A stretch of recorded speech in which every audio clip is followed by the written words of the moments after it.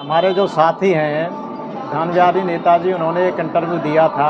मैंने उसे गौर से देखा था और कहा था उन्होंने कि ये जो पूरा नंदगांव जो बसा हुआ है वो सरकारी भूमि पर बसा हुआ है। मैं तो ताज्जुब रह गया कि ऐसे कैसे सोच रखते हैं ये व्यक्ति कि सरकारी भूमि कैसे हो गई। ये हमारा जो नंदगांव है ये एक नॉन जेडे की ज़मीन पर बसा हुआ है। नॉन जेडे का मतलब ये होता है कि जो हमारी जो ज़मीन है हमारी पूरे नंदगांव की बस्ती माता की, ये सरकारी भूमि पर नहीं है। ये हमारे बाप दादाओं की, जो हमारे पूर्वजों की ज़मीन है, हमारे पुरखों की ज़मीन है।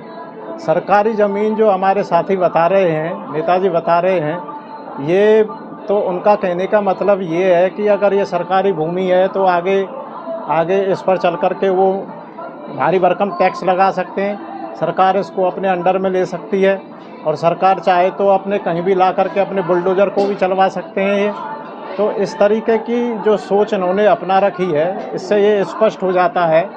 तो मैं तो गाँव वासियों से यही निवेदन करूँगा कि आप ऐसे प्रत्याशी से बचना आपके लिए बहुत ज़रूरी है, जो अभी से अपनी जो इस ज़मीन को, जो हमारे पूर्वजों की है, जो पुरखों की है, जो हमारी है, उसको सरकारी बता रहा है। तो उसका स्पष्ट आपको संदेश दे दिया है प्रत्याशी ने, बीजेपी के प्रत्याशी ने, दान बिहारी ने आपको स्पष्ट संदेश दे दिया है कि आगे जो भी ज़मीन यहाँ पर नंदगांव में जो भी ज़मीन है उसको हम सरकार के अंडर में करा करके और भारी भरकम टैक्स लगाएंगे नंदगांव पर। और आपने पहले भी देखा है कि जो टैक्स, हाउस टैक्स लगाया था, अभी कह रहे थे कि उसमें एक शब्द और कहा था कि टैक्स नहीं लगेगा। हाउस टैक्स किसने लगवाया?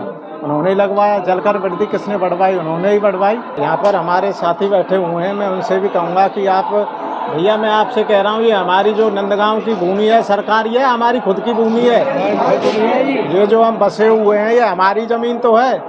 ये लोग इस ज़मीन को हमारी को लूट करके सरकार के अंडर में करना चाहते हैं। तो सावधान रहने की ज़रूरत है और आने वाली 4 तारीख को भारी मतों से विजयी बनाकर, हैंडपंप पर मोहर लगाकर भारी मतों से विजयी बनाएं।